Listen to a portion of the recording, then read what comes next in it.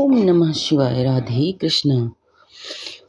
तो भगवान भोलेनाथ और माता सती के इस पावन पवित्र कथा का आगे रसपान करते हैं और जानते हैं माता सती ने अपना शरीर त्याग देने के बाद कैसे जगदम्बा सती हिमालय की पुत्री के रूप में जन्मी। तो नारद जी ने पूछा, हे पितामह, अपने पिता दक्ष के यहाँ यज्ञ में अपना शरीर त्याग करने के बाद जगदम्बा सती देवी कैसे हिमालय की पुत्री के रूप में जन्मी?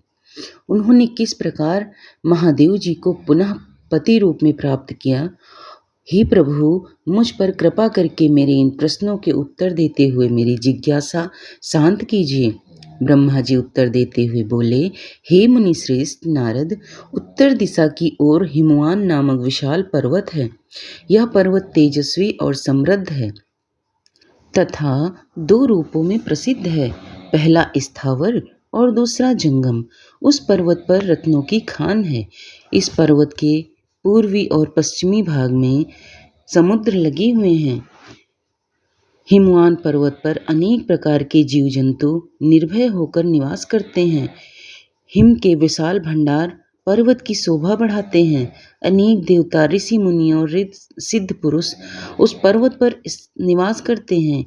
हिमवान पर्वत पवित्र और पावन है। उन अनेक ज्ञानियों और साधु संतों की तपस्या इस स्थान पर सफल हुई है। भगवान शिव को यह पर्वत अत्यंत प्रिय है क्योंकि इस पर प्रकृति का हर रंग देखने को मिलता है। एक बार की बात है, गिरिवर हिमवान ने अपने कुल की परंपरा को आगे बढ़ाने तथा धर्म की वृद्धि कर अपने पितरों को संतुष्ट करने के लिए विवाह करने के विषय में सोचा। जब हिमवान ने विवाह करने का पूरा मन बना लिया तो वे देवताओं के पास गए और देवताओं से बड़े संकोच के साथ अपनी विवाह करने की इच्छा बताई। तब देवता प्रसन्न होकर अपने पितरों के पास गए और प्रणाम कर एक और खड़े हो गए। तब पितरों ने देवताओं के आने का कारण पूछा। इस पर देवताओं ने कहा, हे पितरों, आपकी सबसे बड़ी पुत्री मैना मंगल स्वरूपिणी है। आप मैना का विवाह गिरिराज हिमवान से कर दें। इस विवाह से सभी को लाभ होगा, सबका मंगल होगा तथा साथ ही हमारे कुल में जन्मी इन कन्याओं में से कम एक तो शाप मुक्त हो जाएगी। तब पितरों ने थोड़ा विचार करने के बाद इस विवाह की स्वीकृति प्रदान कर दी। पितरों ने प्रसन्नता पूर्वक बड़ा उत्सव रचाया और अपनी पुत्री मैना के साथ हिमवान का विवाह कर दिया। विवाह उत्सव में श्री हरि विष्णु सहित देवी देवता सम्मिलित हुए थे। विवाहोपरांत सभी देवता प्रसन्नता पूर्वक अपने अपने लोक को चले गए। हिमवान भी मैना के साथ अपने लोक को प्रस्थान कर गए। नारद जी बोले, हे पितामह, जब आप मैना की उत्पत्ति के बारे में बताइए, साथ ही कन्याओं को दिए शाप के बारे में मुझे बताकर मेरी शंका का समाधान कीजिए। नारद जी के ये प्रश्न सुनकर ब्रह्मा जी मुस्कुराए और बोले, हे नारद, मेरे पुत्र दक्ष की 60,000 पुत्रियां हुई, जिनका विवाह कश्यप आदि महर्षियों से हुआ। उनमें स्वधा नाम वाली कन्या का विवाह पितरों के साथ हुआ था। उनकी 3 पुत्रियां हुई। वे बड़ी सौभाग्यशाली और साक्षात धर्म की मूर्ति थी। उनमें पहली कन्या का नाम मैना, दूसरी का धन्या और तीसरी का कलावती था। ये तीनों कन्याएं पितरों की मानस पुत्रियां भी थीं, अर्थात उनके मन से प्रकट हुई थीं। इन तीनों का नाम जन्म माता की कोख से नहीं हुआ था। ये संपूर्ण जगत की वंदनीया हैं। इनके नामों का स्मरण कर और कीर्तन करके मनुष्य को सभी मनोवांछित फलों की प्राप्ति होती है। ये तीनों सारे जगत में मनुष्य एवं देवताओं से प्रेरित होती हैं। इनको लोक माताएं नाम से भी जाना जाता है। मुनीश्वर, एक बार मैना, धन्या और कलावती तीनों बहनें श्वेत द्वीप में विष्णु जी के दर्शन करने के लिए गईं। वहाँ बहुत से लोग एकत्रित हो गए थे। उस स्थान पर मेरे पुत्र सनकादिक भी आए हुए थे। सबने विष्णु जी की बहुत स्तुति की। सभी सनकादिक को देखकर उनके स्वागत के लिए खड़े हो गए, परंतु वे तीनों बहनें उनके स्वागत के लिए खड़ी नहीं हुई। उन्हें शिव जी की माया ने मोहित कर दिया था। तब इन बहनों के इस बुरे व्यवहार से वे क्रोधित हो गए और उन्होंने इन बहनों को शाप दे दिया। सनकादिक मुनि बोले कि तुम तीनों बहनों ने अभिमानवश खड़े होकर मेरा अभिवादन नहीं किया, इसलिए तुम सदैव स्वर्ग से दूर हो जाओगी और मनुष्य के रूप में पृथ्वी पर रह जाओगी। तुम तीनों मनुष्यों की ही स्त्रियां बनोगी। तीनों साध्वी बहनों से ने चकित होकर ऋषि का वचन सुना। तब अपनी भूल स्वीकार करके वे तीनों सिर झुकाकर सनकादिक मुनि के चरणों में गिर पड़ी और उनकी अनेकों प्रकार से स्तुति करने लगीं। उन्होंने अनेकों प्रकार से क्षमा याचना की। तीनों कन्याएं मुनिवर को प्रसन्न करने हेतु उनकी प्रार्थना करने लगीं। वे बोली कि हम मूर्ख हैं जो हमने आपको प्रणाम नहीं किया। अब हम पर कृपा करें, हमें स्वर्ग को पुनः प्राप्त करने का कोई उपाय बताएं। तब सनकादिक बोले, हे पितरों की कन्याओं, हिमालय पर्वत हिम का आधार है। तुम में सबसे बड़ी मैना हिमालय की पत्नी होगी और इसकी कन्या का नाम पार्वती होगा। दूसरी कन्या धन्या राजा जनक की पुत्री होगी और इसकी गर्भ से महालक्ष्मी के साक्षात स्वरूप और देवी सती का जन्म होगा। इस प्रकार तीसरी पुत्री कलावती राजा वृषभानु को पति रूप में प्राप्त करेगी और राधा की माता होने का गौरव प्राप्त करेगी। तत्पश्चात मैना व हिमालय अपनी पुत्री पार्वती के वरदान से कैलाश पद को प्राप्त करेंगे। धन्य और उनके पति राजा श्रीध्वज जनक देवी सीता के पुण्य स्वरूप के कारण बैकुंठ धाम को प्राप्त करेंगे। वृषभानु और कलावती अपनी पुत्री राधा के साथ गोलोक में जाएंगे। पुण्य कर्म करने वालों को निश्चय ही सुख की प्राप्ति होगी, इसीलिए सदैव सत्य मार्ग पर आगे बढ़ना चाहिए। तुम पितरों की कन्या होने के कारण स्वर्ग भोगने के योग्य हो, परंतु मेरा शाप भी अवश्य फलीभूत होगा। परंतु जब तुमने मुझसे क्षमा मांगी है तो मैं तुम्हारे शाप के असर को कुछ कम अवश्य कर दूंगा।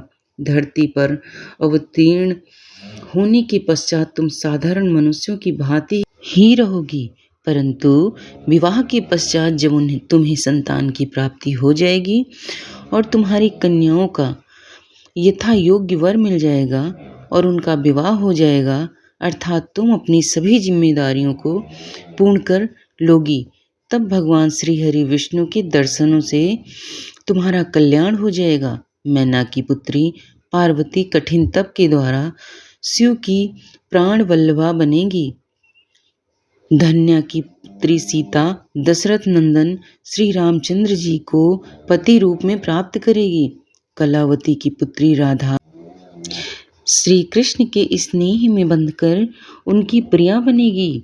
यह कहकर मुनि सनकादिक वहां से अंतर ध्यान हो गए। तत्पश्चात पितरों की तीनों कन्याएं शाप से मुक्त होकर अपने धाम को चली गईं। नारद जी बोले, हे ब्रह्मा जी, हे महामते, आपने अपने श्रीमुख से मैना के पूर्व जन्म की कथा कही जो कि अद्भुत व अलौकिक थी। भगवान, अब आप मुझे यह बताइए कि पार्वती जी मैना से कैसे उत्पन्न हुई और उन्होंने त्रिलोकीनाथ भगवान शिव को किस प्रकार पति रूप में प्राप्त किया। ब्रह्मा जी बोले, हे नारद, मैना और हिमवान के विवाह पर बहुत उत्सव मनाया गया। विवाह के पश्चात वे दोनों अपने घर पहुँचे। तब हिमालय और मैना सुखपूर्वक अपने घर में निवास करने लगे। तब श्री हरि अन्य देवताओं को अपने साथ लेकर हिमालय के पास गए। सब देवताओं को अपने राज दरबार में आया देखकर हिमालय बहुत प्रसन्न हुए। उन्होंने सभी देवताओं को प्रणाम कर उनकी स्तुति की। वे भक्ति भाव से उनका आदर सत्कार करने लगे। वे देवताओं की सेवा करके अपने को धन्य मान रहे थे। मुने हिमालय दोनों हाथ जोड़कर उनके सामने खड़े हो गए और बोले, भगवान, आप सबको एक साथ अपने घर आया देखकर मैं प्रसन्न हूँ। सच कहूँ तो आज मेरा जीवन सफल हो गया है। आज मैं धन्य हो गया हूँ। मेरा राज्य और मेरा पूरा काल आपके दर्शन मात्र से ही धन्य हो गया है। आज मेरा तप, ज्ञान और सभी कार्य सफल हो गए। भगवान, आप मुझे अपना सेवक समझें और मुझे आज्ञा दें कि मैं आपकी क्या सेवा करूं। मुझे बताइए कि मेरी योग्य क्या सेवा है। गिरिराज हिमालय के ये वचन सुनकर देवतागण प्रसन्नतापूर्वक बोले, हे हिमालय, हे गिरिराज देवी जगदम्बा, उमा ही प्रजापति दक्ष के यहाँ उनकी कन्या सती के रूप में प्रकट हुई। घोर तपस्या करने के बाद उन्होंने शिव जी को पति रूप में प्राप्त किया, परंतु अपने पिता दक्ष के यहाँ यज्ञ में वे अपने पति का अपमान सह न सकीं और उन्होंने योगा अग्नि में अपना शरीर भस्म कर दिया। यह सारी कथा तो आप भी जानते ही हैं।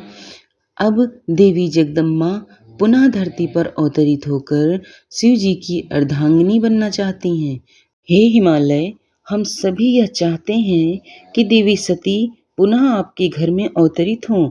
श्री विष्णु जी की यह बात सुनकर हिमालय बहुत प्रसन्न हुए और आदरपूर्वक बोले, भगवान, यह मेरे लिए बड़े सौभाग्य की बात होगी कि देवी मेरे घर आंगन को पवित्र करने के लिए मेरी पुत्री के रूप में प्रकट होंगी। तब हिमालय अपनी पत्नी के साथ और देवताओं को लेकर देवी जगदम्बा की शरण में गए। उन्होंने देवी का स्मरण किया और श्रद्धापूर्वक उनकी स्तुति करने लगे। देवता बोले, हे जगदम्बे, हे उमे, हे शिवलोक में निवास करने वाली देवी, हे दुर्गे, हे परमेश्वरी, हम सब आपको भक्ति पूर्वक नमस्कार करते हैं। आप परम कल्याणकारी हैं। आप पावन और शक्ति स्वरूपा आदि शक्ति हैं। आप ही परम ज्ञानमयी शिवप्रिया जगदम्बा हैं। आप इस संसार में हर जगह व्याप्त हैं। सूर्य की तेजस्वी किरण आप ही हैं। आप ही अपने तेज से इस संसार को प्रकाशित करती हैं। आप ही जगत का पालन करती हैं और आप ही गायत्री, सावित्री और सरस्वती हैं। आप धर्म स्वरूपा और वेदों की ज्ञाता हैं। आप ही प्यास और आप ही तृप्ति हैं। आपकी पुण्य भक्ति भक्तों को निर्मल आनंद प्रदान करती है। आप ही पुण्य आत्माओं के घर में लक्ष्मी के रूप में और पापियों के घर में दरिद्रता और निर्धनता बनकर निवास करती हैं। आपके दर्शनों से शांति प्राप्त होती है। आप ही प्राणियों का पोषण करती हैं तथा पंचभूतों के सार तत्व से तत्व स्वरूपा हैं। आप ही नीति हैं और सामदेव की गति हैं। आप ही ऋग्वेद और अथर्ववेद की गति हैं। आप ही मनुष्यों के नाक, कान, आँख, मुँह और हृदय में विराजमान होकर उनके घर में सुखों का विस्तार करती हैं। हे देवी जगदम्बा, इस संपूर्ण जगत के कल्याण एवं पालन के लिए हमारी पूजा स्वीकार करके आप हम पर प्रसन्न हों। इस प्रकार जगत जननी सती साध्वी देवी जगदम्बा उमा की अनेकों बार स्तुति करके सभी देवता उनके साक्षात दर्शनों के लिए दोनों हाथ जोड़कर खड़े हो गए। ब्रह्मा जी बोले, हे नारद, देवताओं के द्वारा की गई स्तुति से प्रसन्न होकर दुखों का नाश करने वाली जगदम्बा देवी दुर्गा उनके सामने प्रकट हो गईं। वे अपने दिव्य रत्न जड़ित रथ पर बैठी हुई थीं। उनका मुख करोड़ों सूर्य के तेज के समान चमक रहा था और उनका गौरवर्ण दूध के समान उज्जवल था। उनका रूप अतुल्य था। रूप में उनकी तुलना किसी से भी नहीं की जा सकती थी। वे सभी गुणों से युक्त थीं। दुष्टों का संहार करने के लिए प्रलय काल में समस्त दुष्टों को, उनकी बंधु बांधुओं को सहित घोर निंदा में सुला देती हैं। वही देवी उमा इस संसार का उद्धार करती हैं उनके मुखमंडल का तेज अद्भुत है। इस तेज के कारण उनकी ओर देख पाना भी संभव नहीं है। तब उनके अमृत दर्शनों की इच्छा लेकर श्रीहरि सहित सभी ने स्तुति की। तब उनके अमृतमयी स्वरूप को देखा। उनके अद्भुत स्वरूप के दर्शन से सभी देवता आनंदित होकर बोले, हे महादेवी, हे जगदम्बा, हम आपके दास हैं। आपकी शरण में हम बहुत आशा से आए हैं। कृपा करके हमारे आने के उद्देश्य को समझकर हमारे मनोरथ को पूर्ण कीजिए। हे देवी, पहले आप प्रजापति दक्ष की कन्या के रूप में प्रकट होकर रुद्रदेव की पत्नी बनी और ब्रह्मा जी व अन्य देवताओं की दुखों को दूर किया। अपने पिता के यज्ञ में अपने पति का अपमान देकर स्वेच्छा से अपने शरीर का त्याग कर दिया। इससे रुद्रदेव बड़े ही दुखी हैं। वे अत्यंत शोकाकुल हो गए हैं तथा साथ ही आपके यहाँ चले आने से देवताओं की जो इच्छा थी वह भी अधूरी रह गई है। इसलिए हे जगदम्बिके, आप पृथ्वी लोक पर पुनः अवतार लेकर रुद्रदेव को पति रूप में पाइए ताकि इस लोक का कल्याण हो सके और सनत कुमार मुनि का कथन भी पूर्ण हो सके।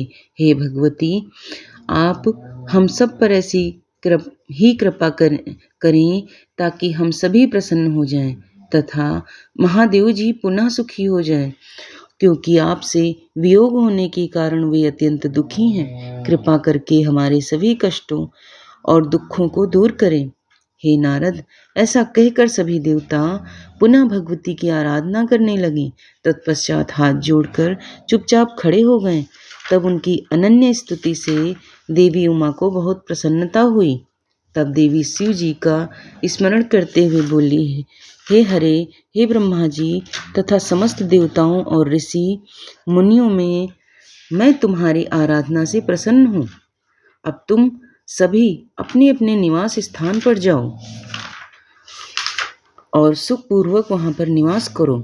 मैं निश्चय ही अवतार लेकर हिमालय नैना की पुत्री के रूप में प्रकट होऊंगी, क्योंकि मैं अच्छे से जानती हूँ कि जब मैंने दक्ष के यज्ञ अग्नि में अपना शरीर त्यागा है, तब से मेरे पति त्रिलोकीनाथ महादेव जी भी निरंतर काला अग्नि में जल रहे हैं। उन्हें हर समय मेरी ही चिंता रहती है। वे हर समय यह सोचते हैं कि उनके क्रोध के कारण ही मैं उनका अपमान देखकर वापस नहीं आई और मैंने वही अपना शरीर त्याग दिया। यही कारण है कि उन्होंने अलौकिक वेश धारण कर लिया है और सदैव योग में ही लीन रहते हैं। अपनी प्राण प्रिया का वियोग वे सहन नहीं कर सकें, इसलिए उनकी भी यही इच्छा है कि मैं पुनः पृथ्वी पर अवतीर्ण हो जाऊं ताकि हमारा मिलन पुनः संभव हो सके। महादेव जी की भी इच्छा मेरे लिए सदैव सर्वोपरि है, अतः मैं अवश्य ही हिमालय नैना की पुत्री के रूप में अवतार लूंगी। इस प्रकार देवताओं को बहुत आश्वासन देकर देवी जगदम्बा वहां से अंतर्ध्यान हो गई। तत्पश्चात श्रीहरि व अन्य देवताओं का मन प्रसन्नता और हर्ष से खिल उठा। वे उस स्थान को जहाँ देवी के दर्शन हुए थे अनेकों बार नमस्कार कर अपने अपने धाम को चले गए। नारद जी ने पूछा, हे विधाता, देवी के अंतर्ध्यान होने के बाद जब सभी देवता अपने अपने धाम को चले गए तब आगे क्या हुआ? हे भगवान, कृपा करके मुझे आगे की कथा भी सुनाइए। ब्रह्मा जी बोले, हे मुनि श्रेष्ठ नारद, जब देवी जगदम्बा वहाँ सभी देवताओं और हिमालय को आश्वासन देकर अपने लोक को चली गईं, तब श्रीहरि और विष्णु ने नैना और हिमालय को देवी जगदम्बा को प्रसन्न करने के लिए, उनकी स्तुति करने के लिए कहा और साथ ही देवी का भक्ति पूर्वक चिंतन करने और उनकी भक्ति भावना से तपस्या करने का उद्देश्य देकर सभी देवताओं सहित विष्णु जी भी अपने वैकुंठ को चले गए। तत्पश्चात मैना और हिमालय दोनों सदैव देवी जगदम्बा के अमृतमयी और करुणामयी स्वरूप का चिंतन करते और उनकी आराधना में ही मग्न रहते। मैना देवी की कृपा दृष्टि पाने के लिए शिव जी सहित उनकी आराधना करती थीं। वे ब्राह्मणों को दान देती और उन्हें भोजन कराती थीं। मन में देवी दुर्गा को पुत्री रूप में पाने की इच्छा के लिए हिमालय और मैना ने चैत्र मास से आरंभ कर 27 वर्षों तक देवी की पूजा अर्चना नियमित रूप से की। मैना अष्टमी व्रत रखकर नवमी को लड्डू, खीर, पीठी, श्रृंगार और विभिन्न प्रकार के पुष्पों से उन्हें प्रसन्न करने का प्रयास करती। कभी जल पीकर, कभी हवा से ही व्रत को पूरा करती। 27 वर्षों तक नियम पूर्वक भक्ति भाव से जगदम्बा दुर्गा की आराधना करने के पश्चात वे प्रसन्न हो गईं। तब देवी जगदम्बा ने मैना और हिमालय को अपने साक्षात दर्शन दिए। देवी जगदम्बा बोली, हे गिरिराज हिमालय और महारानी मैना, मैं तुम दोनों की तपस्या से बहुत प्रसन्न हूँ, इसलिए जो इच्छा हो वह वरदान मांग सकते हो। वे हिमालय प्रिया मैना, तुम्हारी तपस्या और व्रत से मुझे बड़ी प्रसन्नता हुई, इसलिए मैं तुम्हें मनोवांछित फल प्रदान करूंगी। सो जो इच्छा है वो कहो। तब मैना देवी दुर्गा को भक्ति भावना से प्रणाम करके बोली, हे जगदम्बिके, आपके प्रत्यक्ष दर्शन करने से मैं धन्य हो गई। हे देवी, मैं आपके स्वरूप को प्रणाम करती हूँ। हे माते, हम पर प्रसन्न होइए। मैना के वचनों को सुनकर देवी दुर्गा को बहुत संतोष हुआ। उन्होंने मैना को गले से लगा लिया। देवी के गले लगते ही मैना को ज्ञान की प्राप्ति हो गई। तब वे देवी जगदम्बा से कहने लगी, इस जगत को धारण करने वाली, तीनों लोकों का पालन करने वाली तथा मनोवांछित फल देने वाली देवी, मैं आपको प्रणाम करती हूँ। आप ही इस जगत में आनंद का संचार करती हैं। आप ही माया हैं, आप ही योग निद्रा हैं। आप अपने भक्तों के शोक और दुखों को दूर करती हैं। आप ही अपने भक्तों को अज्ञानता के अंधेरे से निकाल कर उन्हें ज्ञान रूपी तेज प्रदान करती हैं। भला मैं तुच्छ स्त्री कैसे आपकी महिमा का वर्णन कर सकती हूँ। आप आकार रहित तथा अदृश्य हैं। आप शाश्वत शक्ति हैं। आप पर योगिनी और इच्छानुसार नारी रूप में धरती पर अवतार लेती हैं। आप ही पृथ्वी लोक पर चारों ओर फैली प्रकृति हैं। ब्रह्मा के स्वरूप को अपने वश में करने वाली विद्या आप ही हैं। हे जगदम्बिके माता, आप मुझ पर प्रसन्न होइए। आप ही यज्ञ में अग्नि के रूप में प्रज्वलित होती हैं। माता, आप ही सूर्य की किरणों को प्रकाश प्रदान करने वाली शक्ति हैं। चंद्रमा की शीतलता भी आप ही हैं। ऐसी महान मंगलकारी देवी जगदम्बा का मैं स्तवन करती हूँ। माते, मैं आपकी वंदना करती हूँ।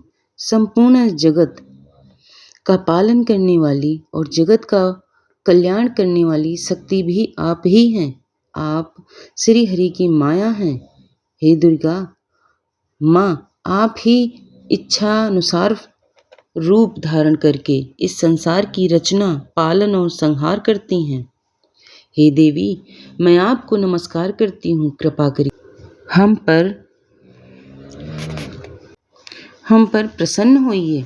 ब्रह्मा जी बोले, हे नारद, मैना द्वारा भक्ति भाव से की गई स्तुति को सुनकर देवी बोली कि मैना, तुम अपना मनोवांछित वर मांग लो। तुम्हारे द्वारा मांगी गई वस्तु मैं अवश्य प्रदान करूंगी। मेरे लिए कोई भी वस्तु अदेय नहीं है। देवी जगदम्बा के इन वचनों को सुनकर मैना बहुत खुश हुई और बोली, हे शिवे, आपकी जय हो। हे जगदम्बिके, आप ही ज्ञान प्रदान करती हैं। आप ही सबको मनोवांछित वस्तु प्रदान करती हैं। हे देवी, मैं आपसे वरदान मांगती हूँ। हे माते, आप मुझे 100 पुत्र प्रदान करें जो बलशाली हों और पराक्रमी हों, जिनकी आयु लंबी हो। तत्पश्चात मेरी एक पुत्री हो जो साक्षात आपका ही रूप हो। हे देवी, आप सारे संसार में पूजित हैं तथा सभी गुणों से संपन्न और आनंद देने वाली हैं। हे माते, आप ही सभी कार्यों की सिद्धि करने वाली हैं। हे भगवती, देवताओं के कार्यों को पूरा करने के लिए आप रुद्रदेव की पत्नी होइए और इस संसार को अपनी कृपा से कृतार्थ करने के लिए मेरी पुत्री बनकर जन्म लीजिए। मैना के कहे वचनों को सुनकर देवी भगवती मुस्कुराने लगीं। तब सबके मनोरथों को पूर्ण करने वाली देवी मुस्कुराते हुए बोली, मैना, मैं तुम्हारी भक्ति भाव से की गई तपस्या से बहुत प्रसन्न हूँ। मैं तुम्हारे द्वारा मांगे गए वरदानों को अवश्य ही पूर्ण करूंगी। सर्वप्रथम मैं तुम्हें 100 बलशाली पुत्रों की माता होने का वरदान प्रदान करती हूँ। उन 100 पुत्रों में से सबसे पहले जन्म लेने वाला पुत्र सबसे अधिक शक्तिशाली और बलशाली होगा। तत्पश्चात मैं स्वयं तुम्हारी पुत्री के रूप में तुम्हारे गर्भ से जन्म लूंगी। तब मैं देवताओं के हित का कल्याण करूंगी, जिसका नाम। ऐसा कहकर जगतजननी परमेश्वरी देवी जगदम्बा वहां से अंतर्ध्यान हो गईं। तब महेश्वरी से अपने द्वारा मांगा गया अभीष्ट फल पाकर देवी मैना खुशी से झूम उठी। तत्पश्चात वे अपने घर चली गईं। घर जाकर मैना ने अपने पति हिमालय को भी अपनी तपस्या की पूर्णतया और वरदानों की प्राप्ति के बारे में बताया, जिससे सुनकर हिमालय बहुत प्रसन्न हुए। तब वे दोनों अपनी भाग्य की सराहना करने लगी। तत्पश्चात कुछ समय बाद मैना को गर्भ ठहरा। धीरे धीरे समय व्यतीत होता गया। समय पूर्ण होने पर मैना ने एक पुत्र को जन्म दिया, जिसका नाम मैनाक रखा गया। पुत्र प्राप्ति की सूचना मिलने पर हिमालय हर्ष से उद्वेलित हो गया और उन्होंने अपने नगर में बहुत बड़ा उत्सव किया। इसके बाद हिमालय के यहाँ 99 और पुत्रों ने जन्म लिया। 100 पुत्रों में मैनाक सबसे बड़ा और बलशाली था। उसका नाम विवाह नाग कन्याओं से हुआ। जब देव पर्वतों पर क्रोध करके उनके पंखों को काटने लगे तो मैनाक समुद्र की शरण में चला गया। उस समय पवनदेव ने इस कार्य में मैनाक की सहायता की थी। वहाँ उसकी समुद्र से मित्रता हो गई। मैनाक पर्वत ही अपने बाद प्रकटे तथा पर्वतों में पर्वतराज कहलाता है।